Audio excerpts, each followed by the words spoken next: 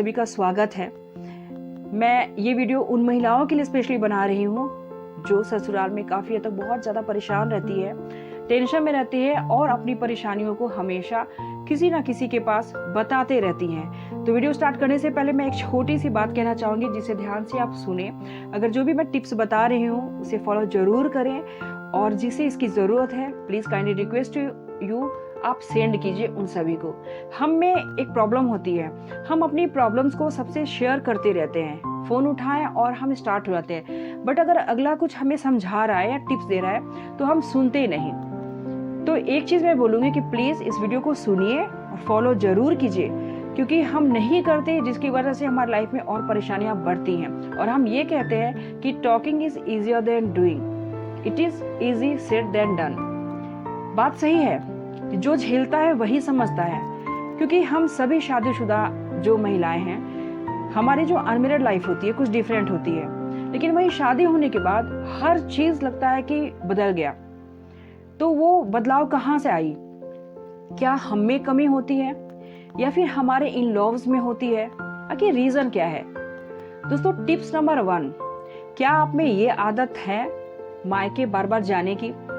अगर आप में मायके बार बार जाने की आदत है तो समस्या यहीं से खड़ी होती है, क्योंकि हमारे ही घरों में ऐसी चीज़ें होती है। मान लो आप नहीं जाते होंगे, आपके घर में कोई जाते होंगे, तो आप जरूर फर्क देखते होंगे कि आपके साथ टेंशन नहीं हो रहा होगा तो आपकी देवरानी है, जेठानी है, उसके साथ तो जरूर होता होगा, क्योंकि बार बार लोग मायके जाती हैं। तो आप भी इससे सीख सकते हैं कि सिर्फ वही काम आप न करें, क्योंकि ये बात किसी को भी पसंद नहीं आएगी कि आप घर की बहू होकर और बार बार मायके जाना, इन द सेंस आपका बहुत ज़्यादा लगाव मायके की तरफ है। तो हमें ये एक्सेप्ट करना होगा कि शादी के बाद लड़कियों का, जैसा कि हमारे इंडियन सोसाइटी में कहा जाता है कि आपका वही घर है, राइट? तो अगर हमारा यही घर है तो हमें पूरी तरह से ध्यान हमारे बच्चों पे, पति पे, घर पे, इन लॉज पे देना ही चाहिए।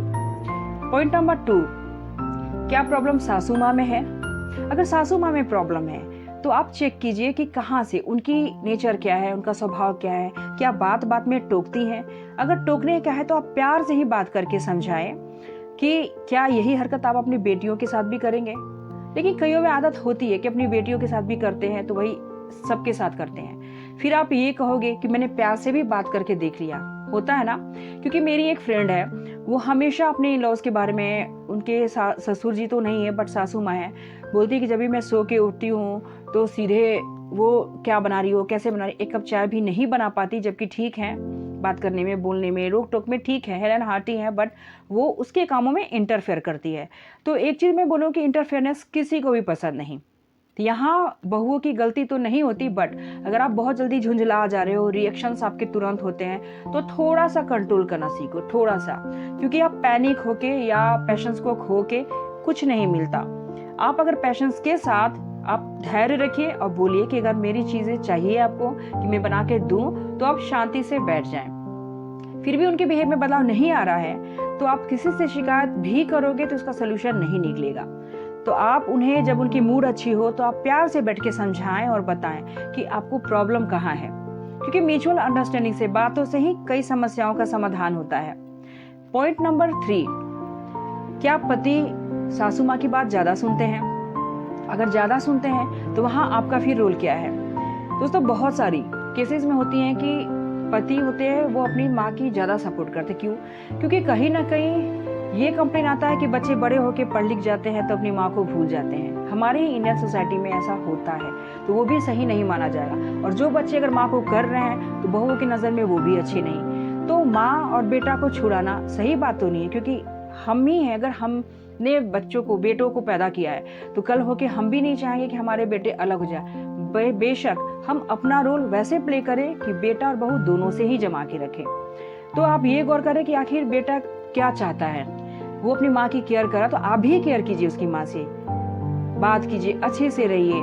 दोस्तों, एक चीज़, कई बार केसेस बहुत उल्टे हो जाते हैं कि आप अच्छा कर रही हो, खाना भी टाइम पे बना रही हो, सबको दे रही हो, फिर भी किचकिच घर में होती रहती है। आप अगर पति से कंप्लेन कर रहे हो तो पति बोलेगा कि माँ ने तुम्हारे बारे में ऐसा कहा, तुम ऐसे कर रही हो, मेरे ऑफिस जाने के बाद तुम माँ का ध्यान नहीं रखती। तो ऐसे करके प्रॉब्लम कभी खत्म ही नहीं होती। तो एक चीज़ है कि आपको गौर करनी होगी कि ये प्रॉब्लम का शॉर्ट आउट कैसे होगा। पति और सास जब बैठे इकट्ठे आप अच्छे मूड में बात करो कि प्रॉब्लम कहाँ है। अगर मैं सुबह उठती हूँ, सारे काम को कर रही हूँ, तो फिर आप लोग सपोर्ट करने की जगह आप मेरे पे ही चिढ़ते हो, तो रीज़न क्या है? आप उन्हें सबक सिखाने के लिए 2 दिन मायके जाके रह सकती हो, परमानेंट सोल्यूशन नहीं है। अपनी कमी का एहसास कराइए कि मैं नहीं हूं तो घर के काम कैसे हो रहे हैं। पॉइंट नंबर 4, आप हमेशा चिढ़के न रहें। जब भी सो के उठे तो कभी भी आपका मूड इतना खराब ना हो, जैसे कि सड़ा हुआ मूड लोग बना लेते हैं। तो आप घर की लक्ष्मी हैं, औरतों को घर की लक्ष्मी माना जाता है। अगर आपका मूड ही खराब रहेगा तो फिर घर के माहौल तो ऑटोमेटिकली हो जाएगा। फिर आप सासू माँ से हो या पति से हो या बच्चों से हो, चिड़चिड़ के ही बातें आप करती रहोगी। तो इस चीज को आपको ध्यान में रखना होगा कि आप सुबह जब उठे तो आपका मूड फ्रेश हो। Number 5, last but not the least, आप खुद की केयर भी करना सीखें। दोस्तों, कई बार क्या होता है कि हम शादी करने के बाद हम औरतें भूल जाती हैं कि हमें पर्सनल केयर, सेल्फ लव की भी ज़रूरत होती है। हम कपड़े भी ढंग के नहीं पहनते, सुबह उठते ही सीधे किचन में जाना, रूटीन है चाय बना के सासू माँ को देना या हस्बैंड को देना। तो ये सब पहले ना करके सुबह उठ के पॉजिटिव अफर्मेशन लें, यानी कि अपने बारे में अच्छा सोचें कि मेरा दिन आज अच्छा जाएगा।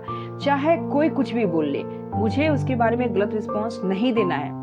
आपने सुना है ताली दोनों हाथ से बजती है, बेशक, तो अगर एक हाथ ना बजे तो अगर आप चुप रहो तो कुछ तो माहौल शांत रहेगा।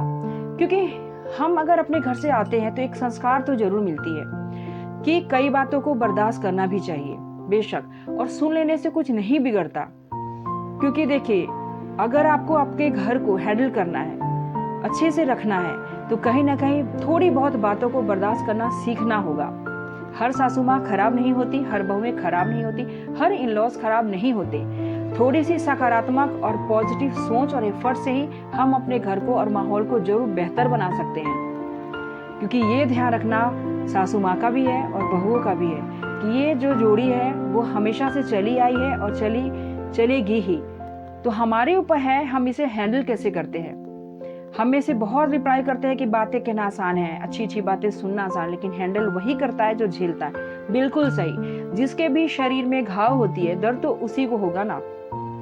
तो एक बात हमेशा याद रखिए, ट्रीटमेंट भी वही करेगा।